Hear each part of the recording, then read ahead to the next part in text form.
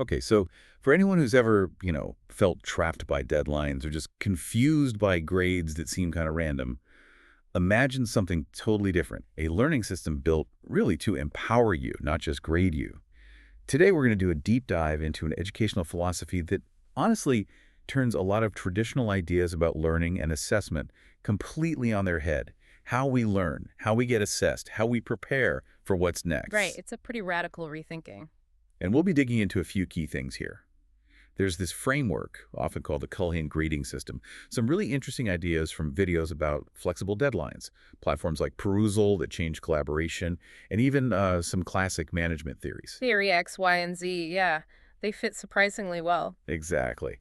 So our mission today is to unpack all this. We want to pull out the most important bits, understand how this approach actually transforms the learning experience, how it offers maybe more personalized ways to succeed, and how it helps you build those crucial 21st century skills. Skills that are really in demand. Okay, let's start unpacking. Sir Ken Robinson's famous line, "Schools kill creativity."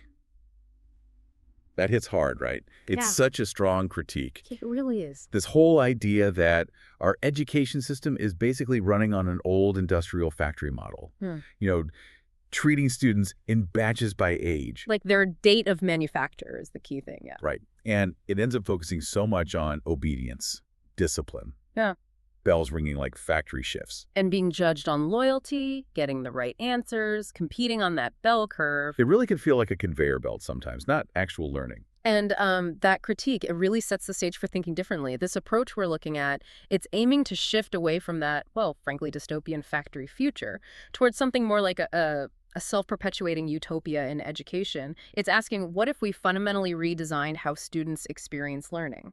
A huge part of that redesign seems to be this idea of lifelines, not deadlines. The thinking behind it is kind of simple, but also pretty profound. It is. We would rather offer lifelines than demand deadlines. That's the core. And it connects to sustainability, recycling deadlines into lifelines. Yeah, exactly. Sustainability as this life-affirming science, it's about flow, not just cutoffs. So a lifeline isn't just asking for more time. No, no, it's more than that.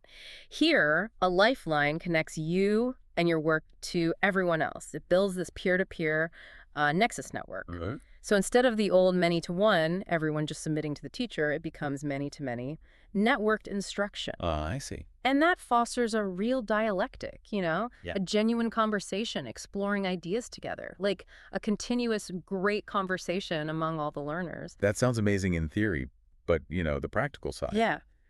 How does that flexibility stop people from just putting things off forever, or like the source says, sliding into oblivion? I mean, for a lot of us, deadlines are the only reason stuff gets done. That's a really fair question. And it's exactly why the system encourages you to negotiate your own contract, your own deliverables. You customize your schedule, kind of like colleagues do in a real job. So it works for people who actually like rigid deadlines, but it also supports those who need that flexibility.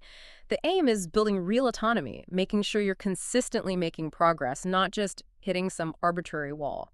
So it adapts to different learning styles, different rhythms. Exactly. It provides support tailored to making sure the work happens, but on a more, let's say, human scale. Wow. So maybe no more 3 a.m. panic sessions over a draft. Might just get torn apart anyway. Yeah, That alone sounds like a huge win for student mental health. it definitely could be. Okay, let's talk grades. Because, yeah, that word brings up a lot of anxiety for people.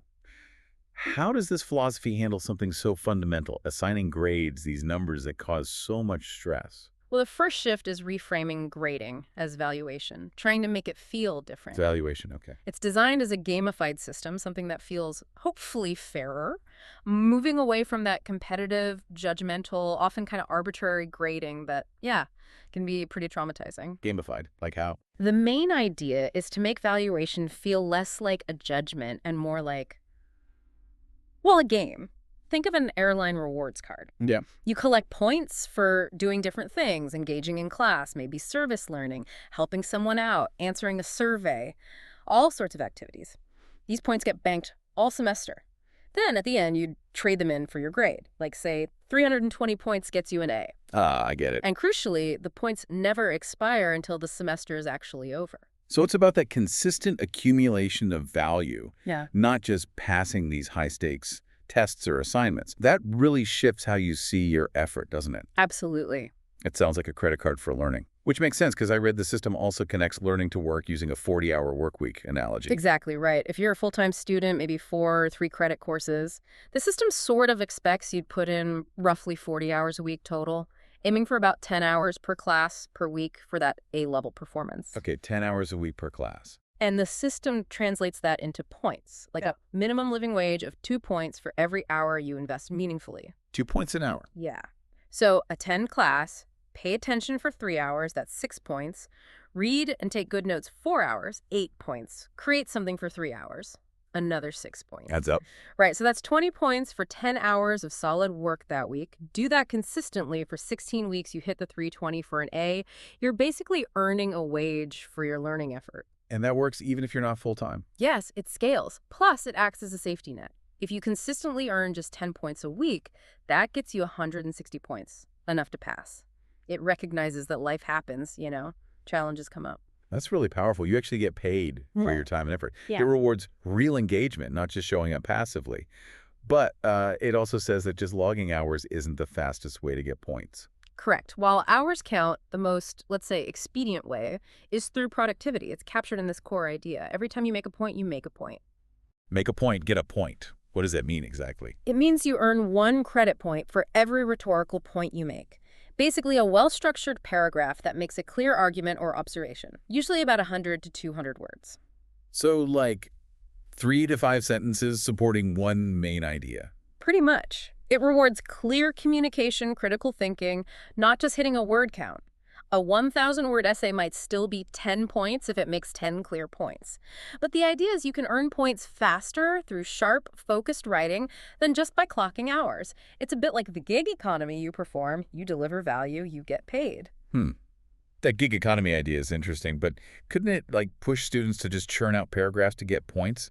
Right. Maybe focusing on quantity over really understanding the material deeply? That's a totally valid concern, and it's addressed by focusing on the rhetorical point. It's not just about stringing words together. It has to be a value-added idea.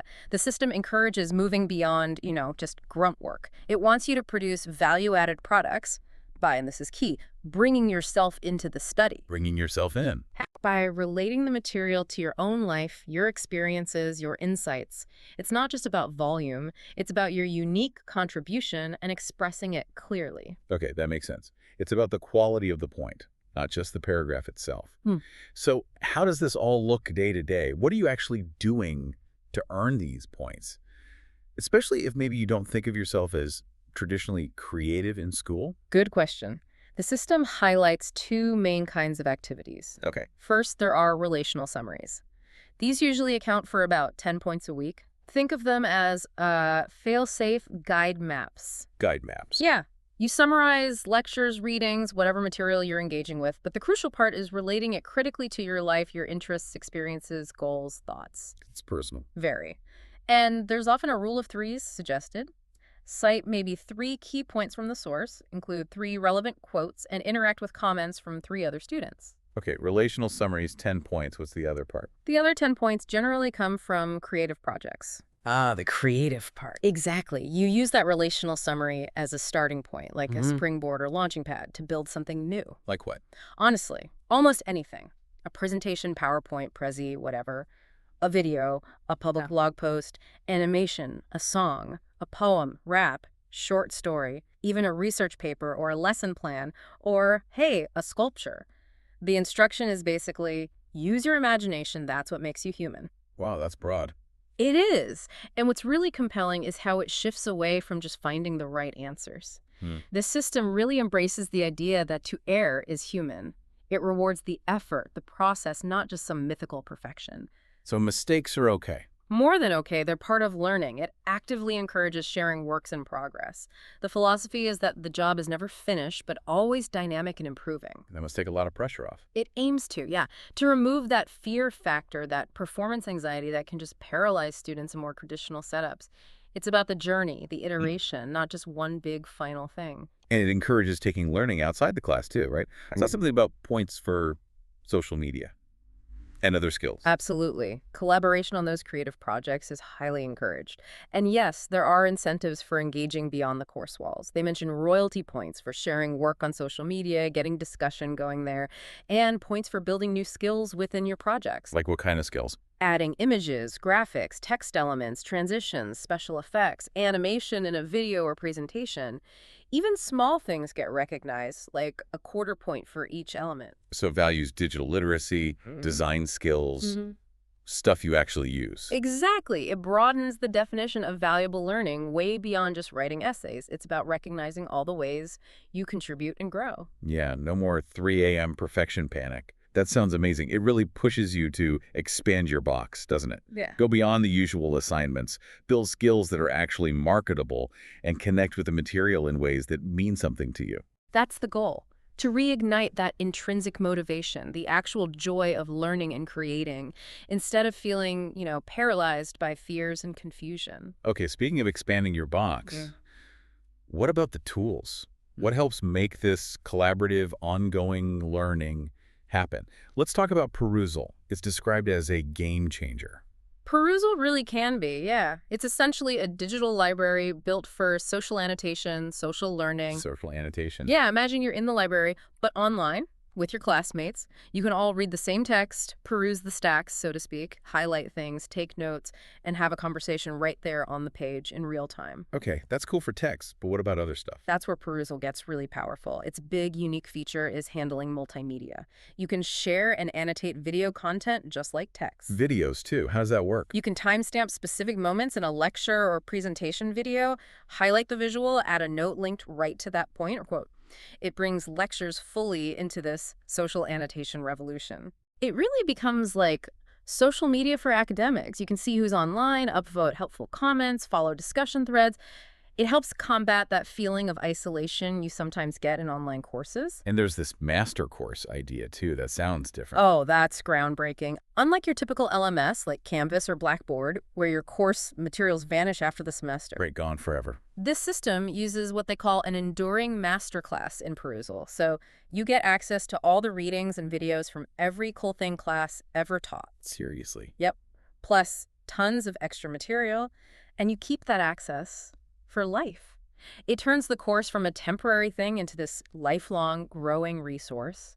That's incredible. And this platform, Perusal, it's used for more than just chatting, right? There's a specific philosophical method involved, the Maieutic method. Precisely. The Maieutic method comes from Plato, Socrates. It literally means the midwifing method. Yeah, for bringing ideas into the world.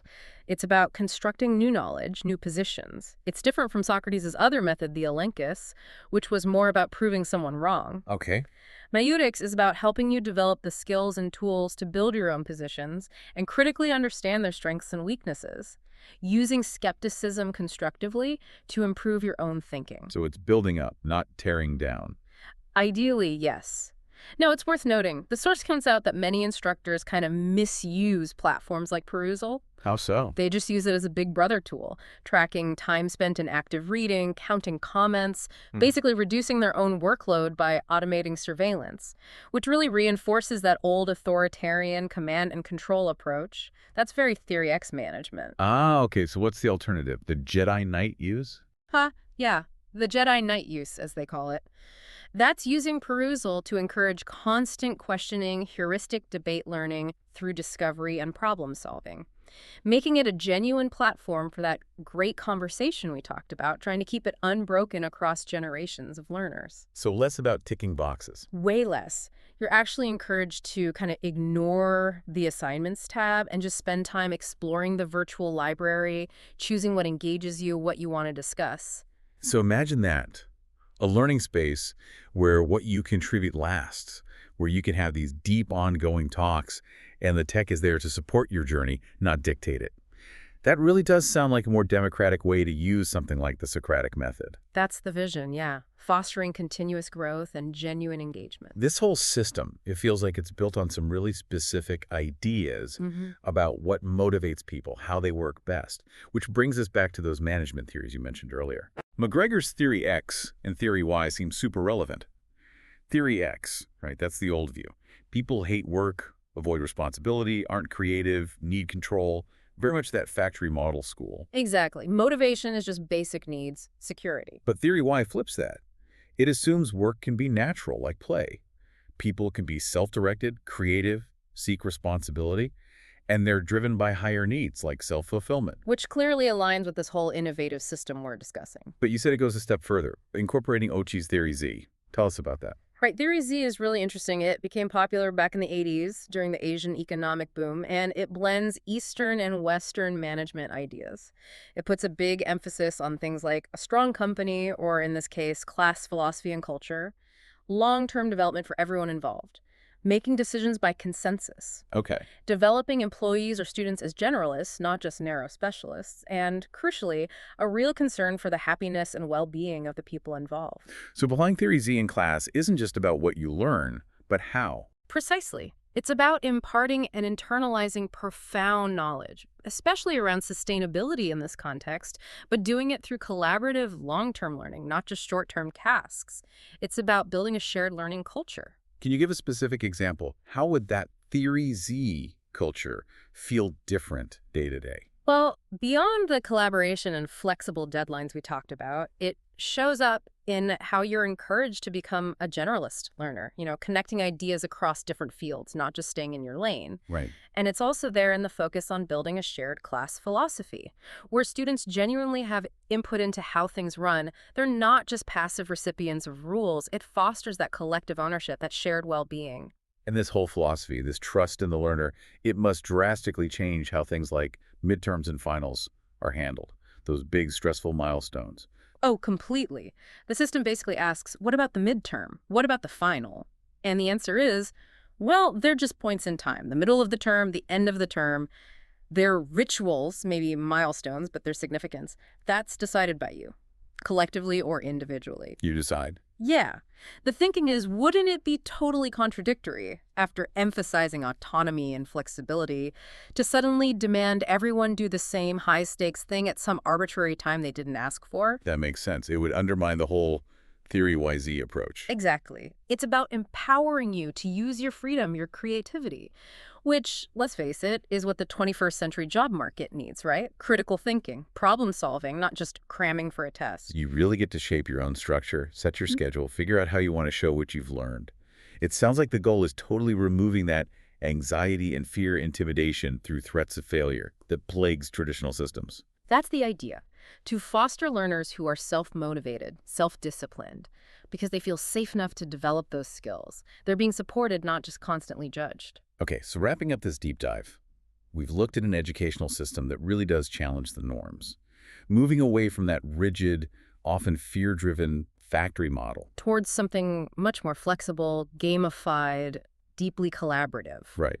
It redefines grades, calls it valuation, swaps deadlines for lifelines, and really tries to put you, the learner, in the driver's seat as an active, creative participant. With tools like perusal and grounding philosophies like Theory Y and Z supporting that journey. And this whole approach, it feels like it's about more than just getting an A, right? Absolutely. It's aiming to cultivate that intrinsic motivation, foster divergent thinking, prepare you for a future where adaptability, creativity, collaboration are way more valuable than just memorizing facts or following orders blindly. Training for the real world, as the source says. Something robust to the penetration of AI and machine learning and robots and economic shifts. Which is crucial right now. So it leaves us with a big question, doesn't it? If education is supposed to prepare us for life, and life today is all about rapid change, complex problems, constant innovation, what kind of education will really empower you not just to get by, but to actually thrive? Maybe even lead the way in creating a better, more sustainable world. That's the question to ponder. So maybe think about how you could apply some of these principles yourself. That idea of making a point, getting a point, or customizing your own lifelines.